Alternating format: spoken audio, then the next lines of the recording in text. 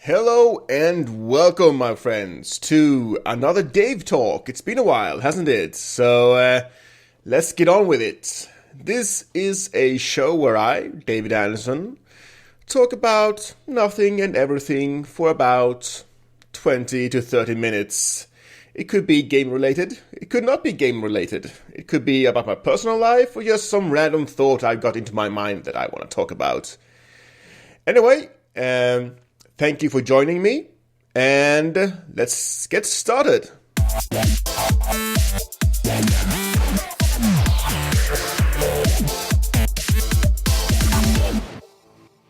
Alright, the first topic of today is watching video games. Something that is very close to my heart since I produce content that is about watching video games, someone playing video games. And I also watch a lot of video games. And it's specifically that I want to talk about today. It's the reason I want to talk about this is I watched my good friend Lynn. We had a few nights together where she played Beyond Two Souls. And I sat beside her and watched the game and had a great time. And now, why are games so much fun to watch? Why would you not, want to play the game yourself? No, that's a good question. It's like, buying candy and let someone else eat it. And for me, I think it's twofold. Now, if I have seen the game before, if I play the game before and I'm re-watching it, I'm of course doing it to get the reaction of the let's player, of the person playing the game. It's quite obvious. But I also want to see what kind of choices they make if it's a game that allows choices. Now, it is slightly it's different to watch someone game on let's say YouTube and sitting beside someone. So this is what me and Lynn did. She came over for a few nights. We played Beyond Two Souls and it was a blast because I hadn't played that game before. So it was like watching a TV show almost. But it was more interactive. And games like Beyond Two Souls fit so well being watched. Games like Until Dawn, games like Indigo Prophecy, Heavy Rain, all those very movie-like games are very easy to watch.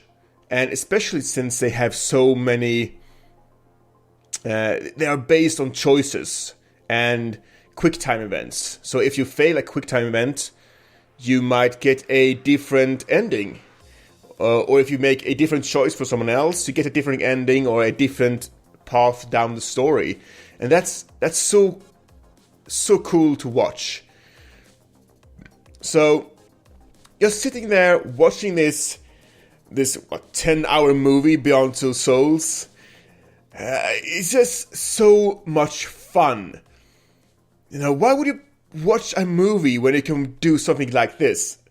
I mean, I love movies, don't get me wrong, but sometimes I just feel like this medium is so much stronger than movies. Of course, the graphical fidelity is not quite there yet, but in the future, I think that maybe games will be taking the upper hand when it comes to, movies versus games. But we'll see. I hope that both mediums actually stay put for quite some time. Since, I love them both. And that's kind of segues into my next train of thought here, is that I love both movies and games. And there's so many more things that I love. And it's come to the point that I feel like I have too many hobbies. I think I've touched upon this before. briefly in another Dave talk. You know, I'm Let's Playing. I am doing video editing thingies. I am playing Magic the Gathering. I am painting miniatures. I'm playing tabletop miniature wargaming. I'm playing tabletop role-playing. I am reading. It's just, I have so many hobbies, and there's only so many hours to go around. You know, even I work a full-time job, and it's like I get home, and I'm like, okay, what should I focus on today? I think that I need to get a schedule going. Like, okay, Tuesday, build a deck for Magic the Gathering. Wednesday, paint terrain for Warhammer tabletop game. And Thursday, Friday, work on your role-playing adventure. Weekend, edit Dragon Age Inquisition. I don't know. It's just it's a luxury problem. And I mean, Let's Playing is something I really enjoy, but it takes a lot of time. Previously, when I started up Let's Playing, it didn't take as much time because I wasn't too involved in the process of editing. And if you watch my later Dragon Age Inquisition Let's Plays videos, you know that I'm editing a whole lot more right now, and that takes time and effort. Previously, I would just okay, I played for 3 hours. Okay, so I edit like in 30 minutes chunks. So there's like 1, 2, 3, 4, 6 movies, 30-minute movies, and then I'm done. That's the easy part. Now, however, if I play for 3 hours, editing said footage will take at least 3 hours. Probably more, since I have to, I have to watch it. I have to cut out things that are not interesting, or just like it doesn't bring anything to the plot, like me running somewhere, or places where I don't have anything to say. Or places I've been known to cut out things. I say things and I look back and I'm like, what did I say? What was that supposed to mean? So I'm like, okay, I can't show this to the public because that's weird. Luckily, those times are few and far between. And of course, I like to add some music. In one of the Dragon Age games, Dragon Age videos coming up, or it might be up when this comes up. Anyway, in a Dragon Age Inquisition video, I have actually done a small montage, because there was this song coming on in the tavern, and it was like, this is awesome. I had to make a montage. And I like add that into the movie, and just that takes like half an hour to do. But I feel if I don't put up things that I would like to watch, then I don't feel comfortable putting it out there.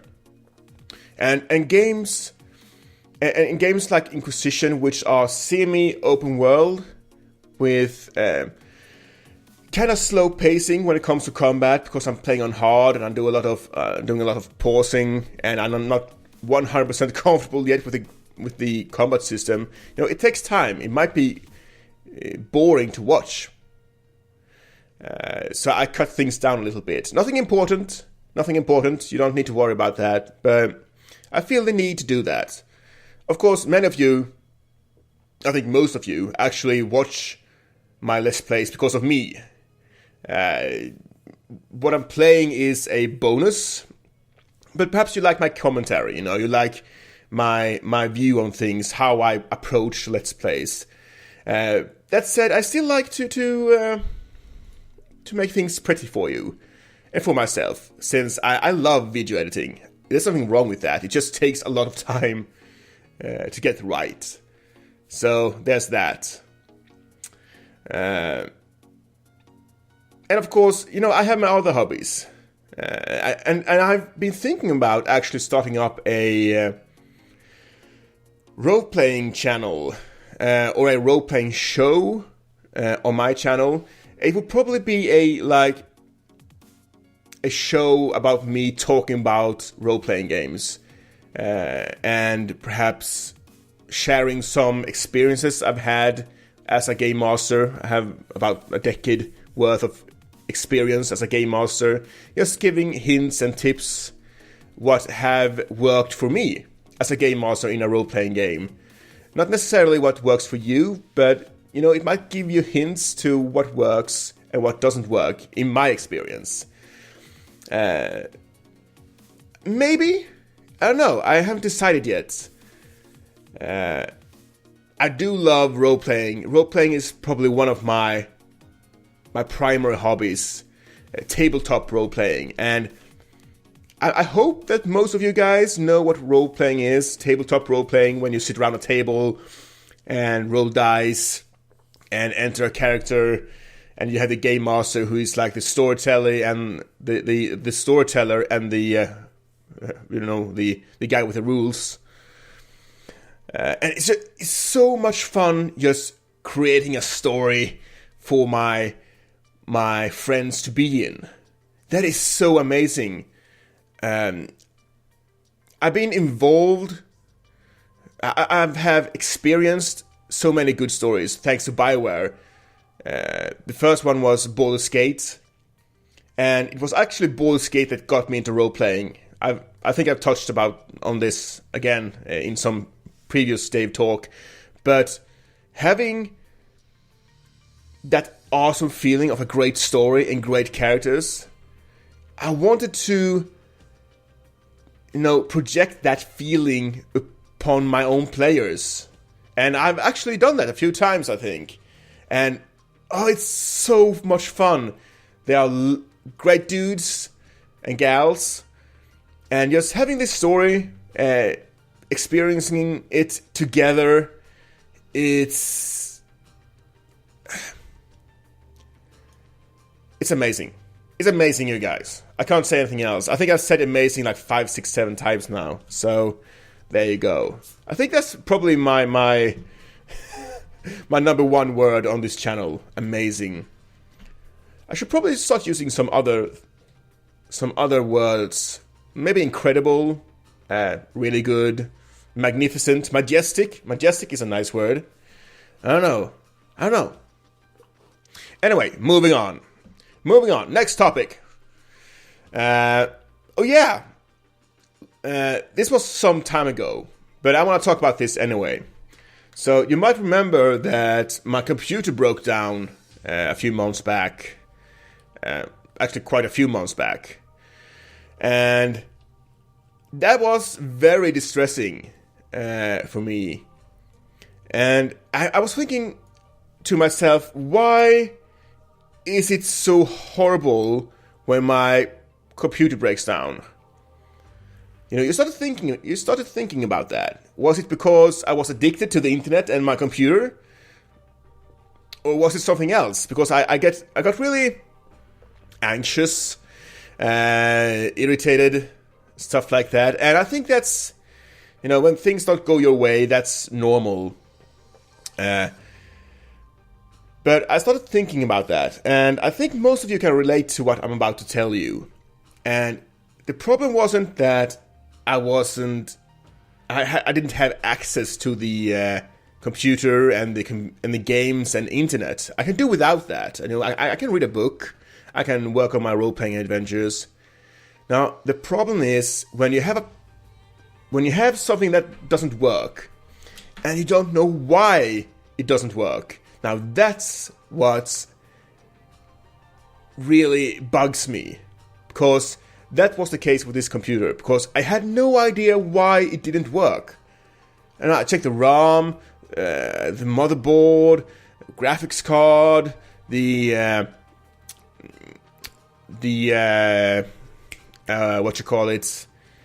power supply, but I couldn't get it to work, and that was the frustrating part. If I had just known what was wrong with the computer, I would have no problem being without a computer for a month. No problem. I could do that. But since we had that uncertainty, it just nagged on me. And I hated that.